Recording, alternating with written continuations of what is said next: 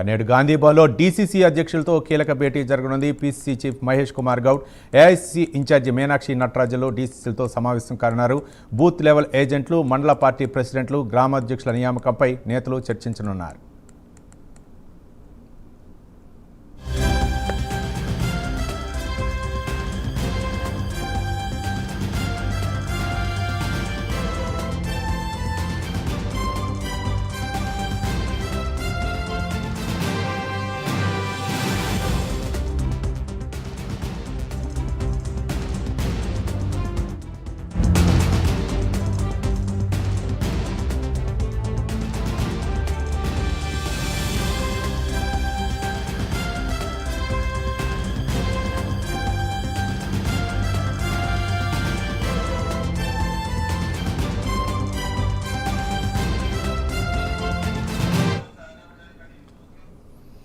నేడు హైదరాబాద్ గాంధీభవన్లో డీసీసీ అధ్యక్షులతో కీలక భేటీ జరగనుంది. పీసీసీ చీఫ్ మహేష్ కుమార్ గౌడ్, అలాగే ఏఐసీసీ ఇన్ఛార్జి మీనాక్షి నటరాజన్లు డీసీసీలతో సమావేశం కానున్నారు. అలాగే బూత్ లెవెల్ ఏజెంట్లు, మండల పార్టీ ప్రెసిడెంట్లు, గ్రామాధ్యక్షుల నియామకంపై నేతలు అయితే మాత్రం చర్చించున్నారు. తాజా సమాచారం మా కరెస్పాండెంట్ అజీం అందిస్తారు. అజీం, పార్టీ బలోపేతంపై పీసీసీ అధ్యక్షుడు మహేష్ కుమార్ గౌడ్ దృష్టి సారించారు. ఈ నేపథ్యంలోనే ఈ రోజు గాంధీ భవన్ లో డీసీసీలతో అటు ఏఐసీసీ రాష్ట్ర వ్యవహార incharge Meenakshi Natarajan, PCC chief Mahesh Kumar Goud ఈ రోజు సమావేశం అవుతారు. సో బూత్ లెవెల్ ఏజెంట్లు, మండల పార్టీ ప్రెసిడెంట్లు, గ్రామ అధ్యక్షుల నియామకంపై సమావేశంలో నేతలు చర్చిస్తారు. అయితే మొత్తంగా ఇప్పటికీ మనం చూసుకుంటే 36 జిల్లాలకు ఏదైతే డీసీసీ అధ్యక్షులను అటు పార్టీ ప్రకటించింది. ఈ నేపథ్యంలో ఇందులో చాలా మంది కూడా జిల్లాలకు సంబంధించినటువంటి కమిటీలను పూర్తి చేశారు. సో మరికొన్ని జిల్లాలకు సంబంధించినటువంటి డీసీసీలు ఆ జిల్లా స్థాయి కమిటీలు కూడా పూర్తి చేయాల్సి ఉంది.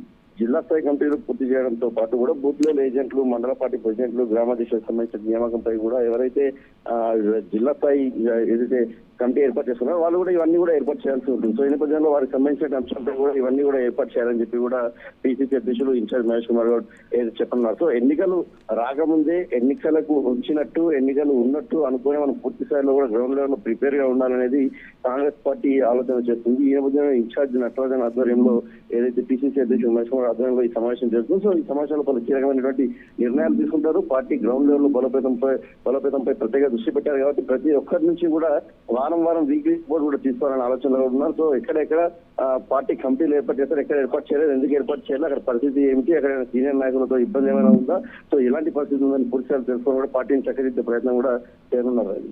Right, thank you Azeem.